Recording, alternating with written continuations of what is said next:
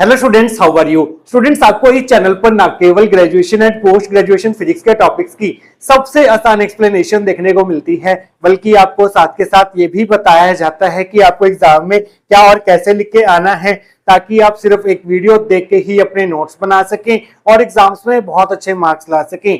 इसी कैटेगरी में आगे बढ़ते हुए आज हम बात करेंगे quantum mechanics application of WKB approximation method के नेक्स्ट टॉपिक के बारे में, जिसका नाम है energy values of harmonic oscillator using WKB approximation method. देखिए स्टूडेंट्स, क्वांटम मैकेनिक्स में हार्मोनिक ऑसिलेटर के लिए जो एनर्जी वैल्यू इक्वेशन होती है वो होती है हमारे पास En is equal to n plus half h cut omega. यहाँ पर n की जो वैल्यूज होंगी वो 0, 1, 2, 3 एंड सो ऑन होंगी। अगर आप n की वैल्यू 0 पुट करेंगे तो आपको E0 मिलेगा, जो कि होगा हाफ h कट ओमेगा, जिसे हम ग्राउंड स्टेट एनर्जी या 0 पॉइंट एनर्जी बोलते हैं हार्मोनिक ऑसिलेटर की। अगर आप n की वैल्यू पुट करेंगे 1 तो आपको E1 मिलेगा 3/2 h कट ओमेगा, जो कि first excited state of harmonic oscillator की एनर्जी होगी। इसी तरह से n की वैल्यू 2 पुट करके आपको E2 मिलेगा 5/2 h कट ओमेगा, जो कि second excited state of harmonic oscillator की एनर्जी होगी। इस तरह से आप different states of harmonic oscillator की एनर्जी जो है वो फाइंड कर सकते हैं, और जो एनर्जीज होती हैं हार्मोनिक ऑसिलेटर की वो क्वांटाइज्ड होती हैं। हमें इसी इक्वेशन को डिराइव करना है WKB अप्रोक्सीमेशन मेथड की हेल्प से आज के इस लेक्चर में। तो स्टूडेंट्स, वो हम कैसे करेंगे, इसको समझने के लिए हमें पहले लीनियर हार्मोनिक ऑसिलेटर क्या होता है वो समझना होगा, और साथ के साथ ये देखना होगा कि जो उसकी टोटल एनर्जी होती है, पोटेंशियल एनर्जी होती है, और जो काइनेटिक एनर्जी होती है वो डिस्प्लेसमेंट के साथ कैसे वेरी करती है, उसकी ग्राफिकल रिप्रेजेंटेशन आपको पता होनी चाहिए। तब आप ये टॉपिक जो है वो बहुत इजीली समझ पाएंगे। तो स्टूडेंट्स, लीनियर हार्मोनिक ऑसिलेटर, जिसे हम वन डायमेंशनल हार्मोनिक ऑसिलेटर भी बोलते हैं, वो एक बेसिकली स्प्रिंग मास सिस्टम होता है, जिसमें हम क्या करते हैं, एक स्प्रिंग को एक मास m के साथ अटैच कर देते हैं। ये हमारा रिजिड सपोर्ट है। अब आप क्या करेंगे, इस मास m को राइट साइड में डिस्प्लेस करेंगे applied force Fa vector apply करके। तो स्टूडेंट्स, इसकी जो यहाँ पर एक्सट्रीम पोजीशन होगी वो यहाँ पर x2 होगी। जैसे ही आप यहाँ पर applied force Fa vector apply करके इसको छोड़ेंगे तो इस इनर्शिया ऑफ मोशन के कारण क्या होगा, इस स्प्रिंग के कारण ये अपनी मीन पोजीशन को ओवरशूट करता हुआ due to inertia of motion इस लेफ्ट हैंड साइड में यहां तक ही आएगा जितना ये डिस्टेंस होगा। ये इसकी सेकंड एक्सट्रीम पोजीशन होगी x1।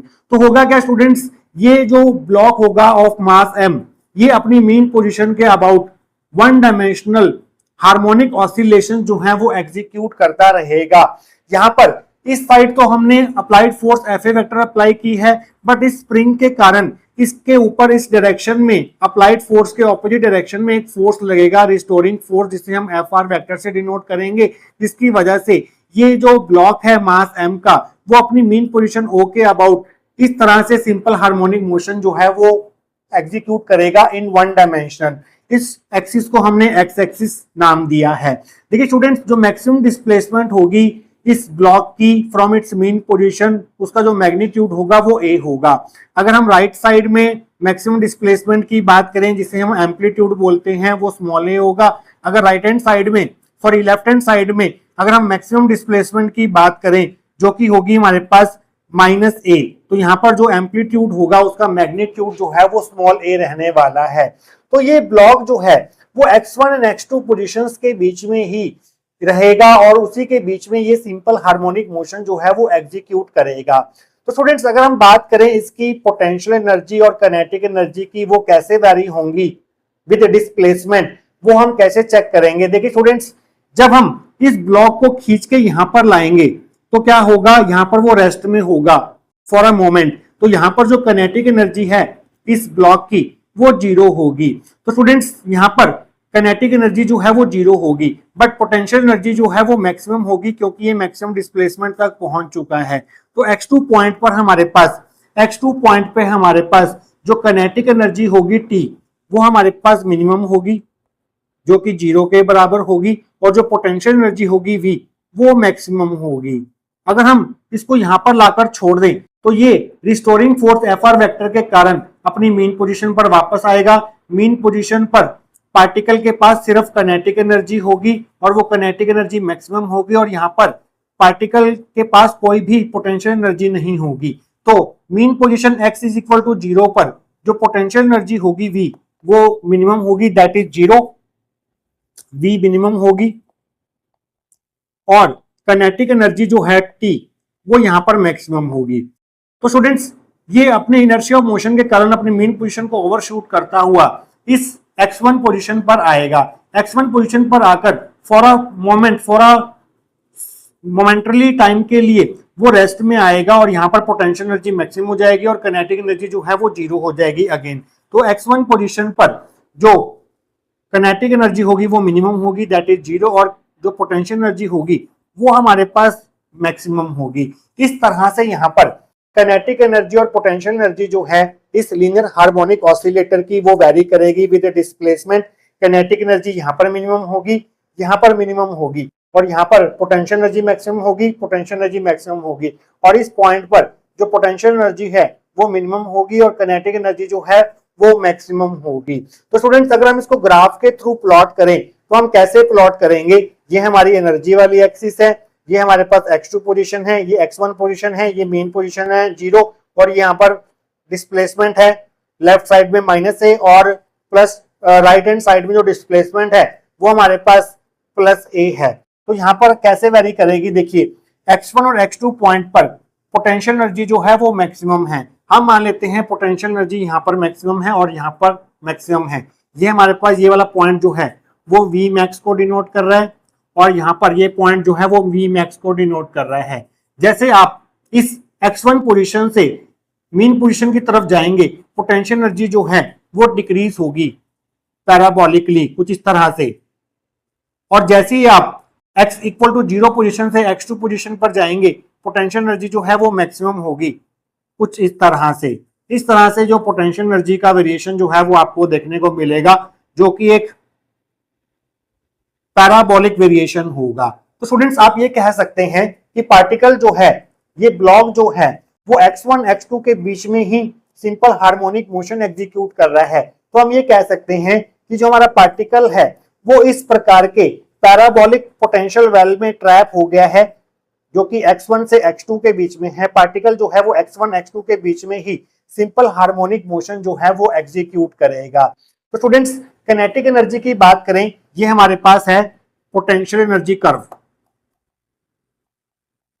Potential energy curve. और अगर हम बात करें काइनेटिक एनर्जी की, काइनेटिक एनर्जी हमारे पास कहां पर मिनिमम है? इस x1 और x2 पोजीशन पर मिनिमम है। तो minimum value of kinetic energy जो है वो जीरो होगी यहाँ पर हमारे पास, जो कि x1 x2 पोजीशन पर होगी। जैसे पार्टिकल x1 से x equal to zero position की तरफ जाएगा तो काइनेटिक एनर्जी जो है वो बढ़ेगी और x इक्वल टू जीरो पर आकर वो मैक्सिमम हो जाएगी। तो यहाँ पर काइनेटिक एनर्जी मिनिमम थी, जैसे ही particle x equal to zero position की तरफ जाएगा काइनेटिक एनर्जी कुछ इस तरह से बढ़ेगी, और जैसे ही वो मीन पोजीशन से इस सेकंड एक्सट्रीम पोजीशन x2 की तरफ जाएगा तो काइनेटिक एनर्जी डिक्रीज होगी, जो कि अल्टीमेटली जीरो हो जाएगी। तो इस तरह से आपकी जो काइनेटिक एनर्जी है वो वेरी करने वाली है। तो ये जो कर्व है आपके पास, ये काइनेटिक एनर्जी कर्व है। एक बात का आप ध्यान रखेंगे स्टूडेंट्स कि जो हमारे पास पार्टिकल की जो टोटल एनर्जी होगी that is sum of kinetic energy and potential energy, वो हमेशा कांस्टेंट बनी रहेगी। यहाँ पर काइनेटिक एनर्जी पोटेंशियल एनर्जी भी चेंज हो रही है और पोटेंशियल एनर्जी जो है वो काइनेटिक एनर्जी में चेंज हो रही है, बट किसी इंस्टेंट ऑफ टाइम पर जो पार्टिकल की टोटल एनर्जी होगी यहाँ पर सिंपल हार्मोनिक ऑसिलेटर के केस में वो कांस्टेंट बनी रहती है, जो कि हमारे पास इस स्ट्रेट लाइन से रिप्रेजेंट की जाएगी। ये हमारे पास है total energy of the harmonic oscillator जो कि कांस्टेंट बनी रहेगी। तो ये ग्राफ जो है वो कुछ इस तरह से आपको बनाना होगा। अब स्टूडेंट्स अगर आप बात करें टोटल एनर्जी कितनी होगी, वो भी हम देखेंगे कि यहाँ पर हम टोटल एनर्जी जो है वो कैसे निकाल सकते हैं। तो स्टूडेंट्स आइए देखते हैं कि अगर एक क्वेश्चन आपको एग्जाम में पूछा जाता है तो आपको ये डायग्राम और ये डायग्राम तो बनाना ही होगा ताकि एग्जामिनर को अच्छे से समझ आ सके कि आपको सब कुछ पता है। और इसको स्टार्ट कहां से करके आएंगे आप इसकी थ्योरी को, आइए अब वो देख लेते हैं। The classical turning points of the oscillator are those points at which E is equal to Vx. In figure x1 and x2 are classical turning points. देखिए स्टूडेंट्स, जब हमने WKB अप्रोक्सीमेशन मेथड को पूरी डिटेल में इस lecture में study किया था तो वहां पर आपको बताया गया था कि क्लासिकल टर्निंग पॉइंट्स क्या होते हैं। क्लासिकल टर्निंग पॉइंट्स वो होते हैं जहां पर टोटल एनर्जी जो है वो पोटेंशियल एनर्जी के बराबर हो जाती है। अगर हम यहाँ पर बात करें हार्मोनिक ऑसिलेटर के केस में किन पॉइंट्स पर टोटल एनर्जी जो है वो पोटेंशियल एनर्जी के बराबर हो रही है। देखिए स्टूडेंट्स, अगर हम इस पॉइंट की बात करें जो कि x1 पॉइंट को रिप्रेजेंट कर रहा है, आप देख सकते हैं कि यहाँ पर पोटेंशियल एनर्जी जो है वो V मैक्स है और ये हमारे पास टोटल एनर्जी वाली लाइन है। तो यहाँ पर इस पॉइंट पर हमारे पास जो पोटेंशियल एनर्जी है V वो टोटल एनर्जी E के बराबर हो रही है। वो अलग बात है कि यहाँ पर जो पोटेंशियल एनर्जी है वो अपनी मैक्सिमम वैल्यू पर है और इस पॉइंट पर भी x2 पॉइंट पर भी जो हमारे पास टोटल एनर्जी है वो पोटेंशियल एनर्जी के बराबर होगी, क्योंकि जो पोटेंशियल एनर्जी कर्व है वो टोटल एनर्जी वाली लाइन को इन दो पॉइंट्स पर इंटरसेक्ट कर रही है। तो यहाँ पर x1 और x2 जो पॉइंट्स होंगे वो हमारे पास क्लासिकल टर्निंग पॉइंट्स कहलाए जाएंगे WKB अप्रोक्सीमेशन मेथड में। तो इस चीज का आपने ध्यान रखना है। Potential energy of harmonic oscillator V is equal to half m omega square x square. तो स्टूडेंट्स, जो पोटेंशियल एनर्जी होती है हार्मोनिक ऑसिलेटर की वो होती है हमारे पास half omega square x square, जहां पर ओमेगा जो है वो एंगुलर फ्रीक्वेंसी होती है। ये हमारी फर्स्ट इक्वेशन होगी। काइनेटिक एनर्जी क्या होगी हार्मोनिक ऑसिलेटर की इन टर्म्स ऑफ मोमेंटम, वो होगी k is equal to p square by 2m। ये हमारी सेकंड इक्वेशन होगी। Total energy of harmonic oscillator E is equal to kinetic energy plus potential energy, that is E is equal to kinetic energy है p square by 2m, potential energy है V। तो cross multiply करके पहले हम क्या करते हैं, इस V को इधर भेज देते हैं, तो ये बनेगा E minus V is equal to p square by 2m। Cross multiply करके 2m को इधर भेजेंगे तो 2m equal to E minus V आ जाएगा इक्वल टू p स्क्वायर। तो यहाँ से जो p की वैल्यू आएगी वो हमारे पास आएगी square root of 2m E minus Vx। ये हमारे पास हार्मोनिक ऑसिलेटर का मोमेंटम होगा P, थर्ड इक्वेशन के अकॉर्डिंग। तो स्टूडेंट्स, अगर हम बात करें at first classical turning point x1 equal to minus a, x1 equal to minus a पर हमारे पास पहले टर्निंग पॉइंट पर हमें क्या देखने को मिलेगा, जो टोटल एनर्जी होगी E that will be equal to kinetic energy plus potential energy.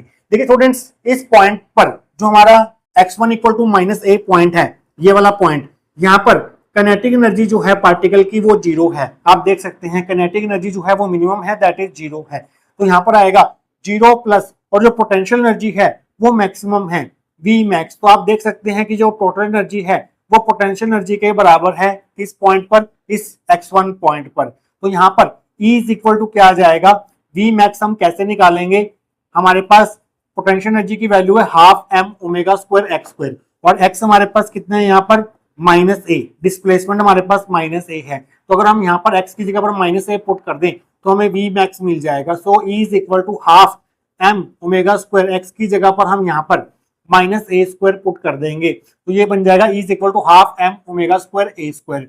Mass constant है, ओमेगा कांस्टेंट है, एम्पलीट्यूड कांस्टेंट है।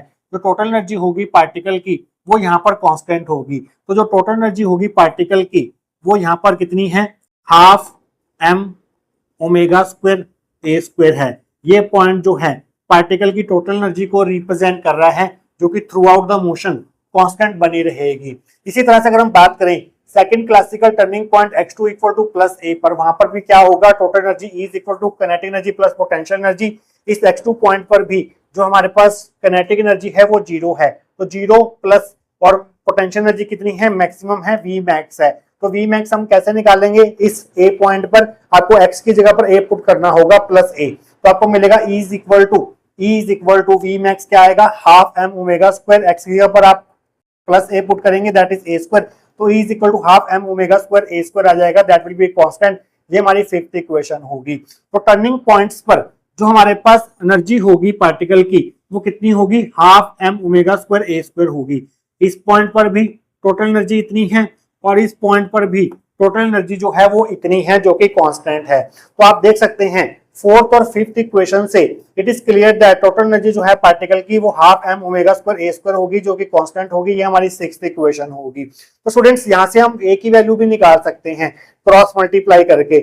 2 को ऊपर भेज दिया और एम ओमेगा स्क्वायर को नीचे ले आए, तो 2 is equal to M omega square equal to A square. So A will be equal to square root of 2e M omega square. इस ओमेगा को स्क्वायर रूट से बाहर निकाल दो, so A is equal to square root 2e by M 1 by omega. ये हमारी seventh equation होगी। तो इस ए की वैल्यू का हम आगे यूज करेंगे, तो हमने ये वैल्यू जो है वो यहीं पर निकाल ली है। तो इस ए का जो मैग्नीट्यूड होगा वो हमारे पास इतना होगा। तो स्टूडेंट्स थर्ड इक्वेशन से हमारे पास p आया था square root of 2me minus v। तो अगर हम यहाँ से e कॉमन ले लें ब्रैकेट में से, तो ये बन जाएगा square root of 2me 1 minus v by e बन जाएगा। अगर हम 2me को स्क्वायर रूट में से बाहर ले आए, तो ये बनेगा p is equal to square root of 2me square root 1 minus v by e रह जाएगा अंदर। ये हमारी एट्थ इक्वेशन होगी। तो स्टूडेंट्स हमारे पास v की वैल्यू भी है फर्स्ट इक्वेशन में और e की वैल्यू भी है सिक्स्थ इक्वेशन में। तो हम क्या करते हैं, फर्स्ट और सिक्स्थ इक्वेशन को एट्थ इक्वेशन में यूज करेंगे। Using 1 and 6 in 8 we get p is equal to square root of 2me square root of 1 minus v की वैल्यू है हमारे पास half M omega square X square और e की value है हमारे पास half M omega square A square. तो हाफ से हाफ कैंसिल, m से m कैंसिल, ओमेगा स्क्वायर से ओमेगा स्क्वायर कैंसिल। तो p की वैल्यू आ जाएगी हमारे पास square root of 2me under root 1 minus x square by A square. यह हमारी नाइन्थ इक्वेशन होगी। तो स्टूडेंट्स हमने मोमेंटम जो है वो यहां तक फाइंड कर लिया है। इसके बाद आप WKB अप्रोक्सीमेशन मेथड अप्लाई करके कैसे इस एनर्जी वैल्यू इक्वेशन तक पहुंचेंगे वो हम देखेंगे नेक्स्ट सेक्शन के अंदर। तो स्टूडेंट्स लास्ट सेक्शन में हमने नाइन्थ इक्वेशन तक डिराइव कर लिया था। अब हमें क्या करना है, एनर्जी वैल्यू इक्वेशन ऑब्टेन करनी है हार्मोनिक ऑसिलेटर के लिए by the help of WKB approximation method.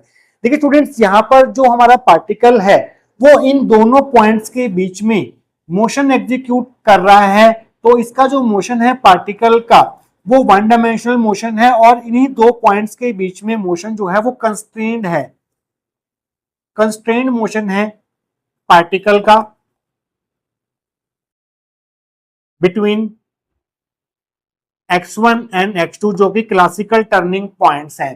तो जब भी पार्टिकल का मोशन कंस्ट्रेंड मोशन होता है किन्हीं भी दो पॉइंट्स के बीच में, तो अगर आपको उस पार्टिकल की एनर्जीज फाइंड करनी है तो आप यूज करते हैं बोहर समरफेल्ड क्वांटाइजेशन कंडीशन का। बोहर समरफेल्ड क्वांटाइजेशन कंडीशन जो है वो WKB अप्रोक्सीमेशन मेथड से ही डिराइव की जाती है। इसलिए आज के टॉपिक को हम energy values of harmonic oscillator by the use of WKB approximation method बोल रहे हैं, क्योंकि हम यहाँ पर जो बोहर समरफेल्ड क्वांटाइजेशन कंडीशन अप्लाई करेंगे इस एनर्जीज को ऑब्टेन करने के लिए वो हम WKB मेथड से ऑब्टेन करते हैं। तो यहाँ पर हम यूज करेंगे बोहर समरफेल्ड क्वांटाइजेशन कंडीशन का, जो कि कुछ इस प्रकार से होती है। For a particle constraint to move between classical turning points x1 and x2 in a potential well, the energies can be obtained by using Bohr Sommerfeld quantization condition derived from the WKB approximation method which is given as। जब भी आपका particle का motion constraint motion होता है किन्हीं भी दो points के बीच में, जैसे हमारा हार्मोनिक ऑसिलेटर जो है वो x1 x2 के बीच में सिंपल हार्मोनिक मोशन एग्जीक्यूट कर रहा है इन वन डायमेंशन और x1 x2 जो है वो क्लासिकल टर्निंग पॉइंट्स हैं। तो इस प्रकार के पार्टिकल के लिए जो कि कंस्ट्रेंट मोशन शो कर रहा है किन्हीं भी दो पॉइंट्स के बीच में, ऐसे पार्टिकल के लिए अगर आपको एनर्जी ऑब्टेन करनी है तो आप बहुत समरफेल्ड क्वांटाइजेशन कंडीशन का यूज करते हैं, जो कि कुछ इस प्रकार से होती है। इंटीग्रेशन x1 टू x2, पहला पॉइंट x1 दूसरा point x2, p dx is equal to n plus 1/2 pi h cut, जहां पर n की वैल्यू जो है वो 0 1 2 एंड सो ऑन होती हैं। इसे हम बोलते हैं बोहर समरफेल्ड क्वांटाइजेशन कंडीशन, जो कि बाउंड स्टेट एनर्जीज को फाइंड करने में काम में लाई जाती है। और बोहर समरफेल्ड क्वांटाइजेशन कंडीशन, ये वाली कंडीशन जो है वो हम WKB अप्रोक्सीमेशन मेथड से डिराइव करते हैं। तो स्टूडेंट्स अब हम क्या करेंगे, अब हमें क्या करना है, इस इंटीग्रल को सॉल्व करना है। पहले हम इस इंटीग्रल को सॉल्व करेंगे क्योंकि हमें p की वैल्यू पता है नाइन्थ इक्वेशन में। इस इंटीग्रल को सॉल्व करके उस जो हमें वैल्यू मिलेगी उसको इस तरह इक्वेट कर देंगे, तो हमें हमारा रिजल्ट जो है वो मिल जाएगा, एनर्जी वैल्यू इक्वेशन मिल जाएगी हार्मोनिक ऑसिलेटर की। तो पहले हम इस इंटीग्रल को अलग से सॉल्व करते हैं। Now integration x1 to x2 p dx is equal to, p की वैल्यू हमारे पास क्या है, square root of 2me square root of 1 minus x square by A square, साथ में dx है तो dx आ गया। और यहाँ पर x1 की वैल्यू क्या है हमारे पास माइनस ए है और x2 की वैल्यू जो है वो प्लस ए है। स्क्वायर रूट ऑफ 2me है, 2me जो है वो कांस्टेंट है, उसे हम बाहर लेते हैं। Square root of 2me integration x1 to minus A x2 to equal to plus A square root 1 minus x square by A square dx, ये हमारी 11th इक्वेशन होगी। तो अब हमें इस इंटीग्रल को सॉल्व करना है जो कि एक डेफिनेट इंटीग्रल है। इसे सॉल्व करने के लिए हम यहाँ पर एक सब्स्टिट्यूशन करेंगे जो कि होगा x is equal to a sin theta, तो dx हो जाएगा a cos theta d theta, ये हमारी 12th इक्वेशन होगी। क्योंकि हमने x को थीटा में चेंज किए हैं तो लिमिट जो है वो चेंज होंगी। जब x1 equal to minus a होगा means x equal to minus a पर हमारे पास थीटा क्या होगा, यहाँ पर x की जगह पर माइनस ए पुट करेंगे, minus a is equal to a sin theta, a से a cancel, so minus 1 equal to sin theta. तो यहाँ से sin थीटा माइनस 1 कब होता है, माइनस पाई बाय 2 पर होता है, तो थीटा की वैल्यू आ गई माइनस पाई बाय 2। इसी तरह से जब x2 हमारा प्लस a होगा मींस हमें x को a पुट करना है, यहाँ पर a equal to a sin theta हो जाएगा, a से a cancel, sin theta equal to 1 आ गया, theta equal to pi by 2 आ जाएगा। इन दोनों को मिलाकर हम 13th इक्वेशन दे देते हैं और इन दोनों रिजल्ट्स को हम बोल देते हैं इक्वेशन नंबर 12। तो 12 और 13 को हम यूज करेंगे 11th इक्वेशन में। Using 12 and 13 in 11 we get integration x1 to x2 p dx is equal to square root 2me integration x1 equal to minus a के लिए थीटा की वैल्यू माइनस पाई बाय 2 है और x2 equal to plus ए के लिए theta की value pi by 2 है। तो लिमिट्स यहाँ पर minus pi by 2 to plus pi by 2 हो जाएंगी। Square root of 1 minus x की जगह पर आप पुट करेंगे a sin थीटा, तो ऊपर स्क्वायर है तो ये बन जाएगा a square sin square theta और नीचे a स्क्वायर है। यहाँ पर a स्क्वायर से a स्क्वायर कैंसिल कर देना, dx की वैल्यू है a cos theta d theta जो हमने यहाँ पर पुट कर दी। इस a को भी आप बाहर ले लीजिए तो ये बनेगा integration 2me a square root 2me a integration minus pi by 2 plus pi by 2, यहाँ पर आ जाएगा square root 1 minus sine square theta cos theta d theta, 1 minus sine square theta होता है हमारे पास cos स्क्वायर थीटा, ऊपर square root है तो यहाँ पर हमारे पास स्क्वायर से स्क्वायर रूट कैंसिल हो जाएगा, तो ये बन जाएगा cos theta into cos theta d theta, और साथ में हमारे पास है बाहर स्क्वायर रूट 2me a और लेफ्ट हैंड साइड में हमारे पास चल रहा है integration x1 to x2 p dx। तो cos theta into cos theta हो जाएगा हमारे पास cos स्क्वायर थीटा, तो यहाँ पर आप cos theta multiply cos theta को लिख दीजिए cos स्क्वायर थीटा। अब देखिए स्टूडेंट्स, जो हमारे पास इंटीग्रेशन होता है minus pi by 2 to plus pi by 2 cos square theta d theta, वो पाई बाय 2 के बराबर होता है, तो इसकी जगह पर हम डायरेक्ट पाई बाय 2 पुट कर देंगे। आप इसे सॉल्व करके देख सकते हैं। तो यहाँ पर हमारे पास आ जाएगा पाई बाय 2 और ये हमारे पास आ गई 14th इक्वेशन। हमने a की वैल्यू जो है वो फाइंड आउट कर रखी है पहले ही 7th इक्वेशन में, तो 7th इक्वेशन से a की वैल्यू उठाकर हम यहाँ पर पुट करेंगे।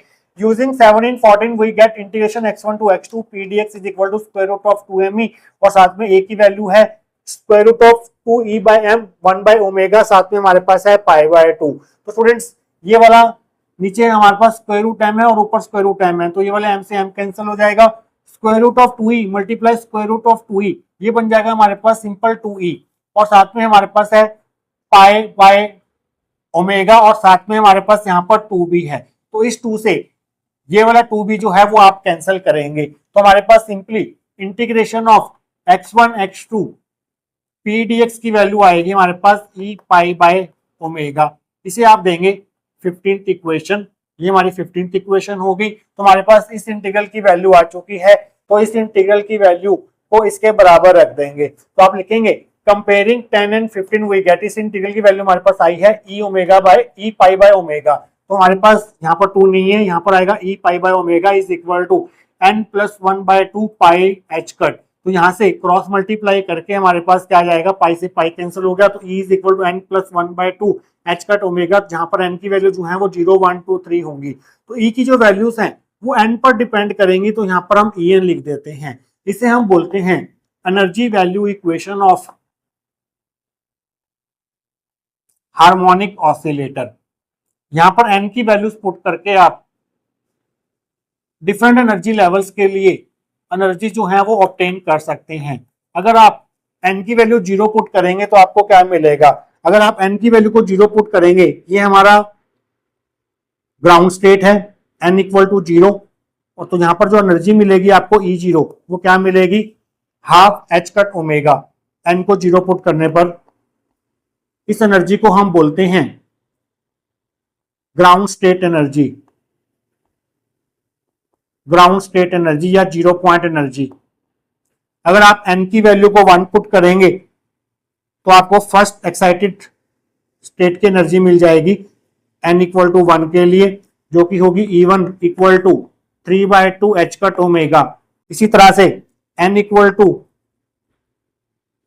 2 के लिए जो आपको एनर्जी मिलेगी वो होगी हमारे पास E2 is equal to 5/2 h cut omega. इसी तरह से आप nth लेवल की एनर्जी जो है वो लिख सकते हैं n इक्वल टू n के लिए, जो कि होगी En is equal to n plus 1/2 h cut omega.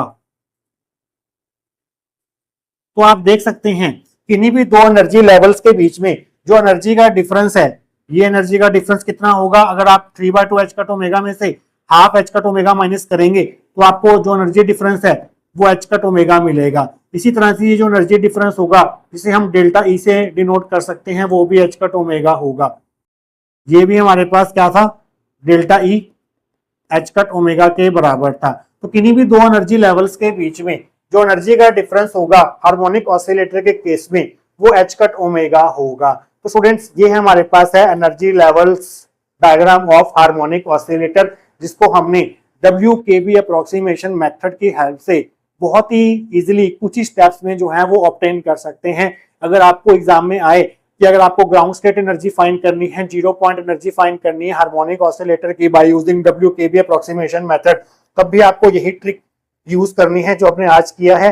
बस आपको लास्ट में n की वैल्यू को 0 पुट कर देना है, जिससे आपको ग्राउंड स्टेट एनर्जी E0 मिल जाएगी हाफ h कट ओमेगा, या फिर जीरो पॉइंट एनर्जी भी इसको हम बोलते हैं। तो स्टूडेंट्स ये था आपका आज का टॉपिक। आई होप आपको आज का टॉपिक जो है वो अच्छे से क्लियर हुआ होगा। मिलेंगे किसी और important topic related to quantum mechanics के साथ। Till then take care.